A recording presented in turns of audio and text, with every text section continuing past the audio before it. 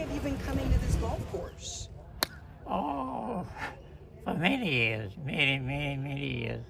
Now, I heard that when you turned 100, the golf course turned 100. Yep. Yeah, I'm 101 years old. Well, I started golfing when I was 15 years old. Herbert Dixon has been golfing at Bartow Golf Course in Bartow, Florida for over 80 years. The Dade City, Florida native says he's always had a love for golf, but adds that in the 1930s when he first started playing, the sport did not have much love for black golfers. A lot of good black golfers back in the day with me. Charlie Shepard, Teddy Rose, Jim Thorpe, James Black. I could go on and on and on. But still, we wasn't allowed to play on the golf course. Now, Lee Eller was eventually allowed to play and run tournaments, and he done well.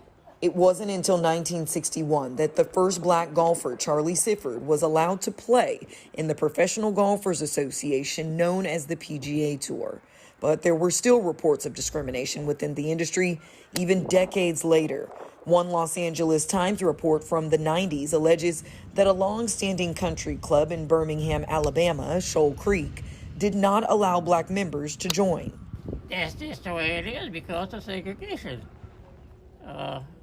Black people wasn't allowed to do a whole lot of things back in the days when I came up. You wasn't allowed to go in the restroom that they use. You wasn't allowed to drink out the fountains that they drink out. And you was only allowed in the back seat of the bus. Dixon says in the past, the same golf course we're standing on now did not allow blacks on the property. We was allowed to go down in a field or something, put a cup in the hole, and I had one club that the guy that I caddied with gave me, and I just hit from hole to hole in that cup.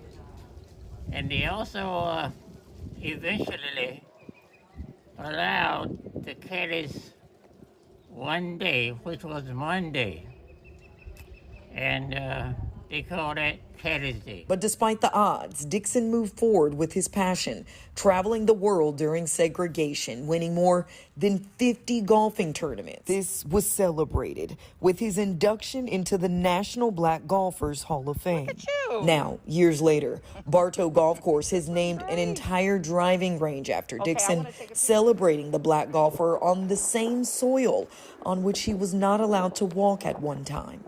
I'm so proud of I was able to live to see the day that a black man would be recognized. But Dixon told me that's only one of his most memorable moments on the golf course. My greatest accomplishment in my golfing career, to get in a hole in one at my age of 101 years old. I'm sure everybody around you was excited too. Oh yeah, that whoever fixed to go down the range for the hit ball, the pro and everybody was right there. And they see that hole, everybody jumped up and said, "Oh, holy one!" And people started swarming around and taking pictures. And I reached out in the hole and took my ball out the hole. But that is quite an accomplishment, even if I do say so myself. Even if you weren't 101, that'd be quite an accomplishment. I've never gotten a hole in one. Yeah, it's hard. With an annual golf tournament named in his honor, Dixon now raises money to help kids go to school, adding that our youth is the only thing that keeps our world moving forward. Now he leaves them with this message. In life, sometimes you have to yield the right away in order to accomplish what you desire to do. You got to have a lot of focus power.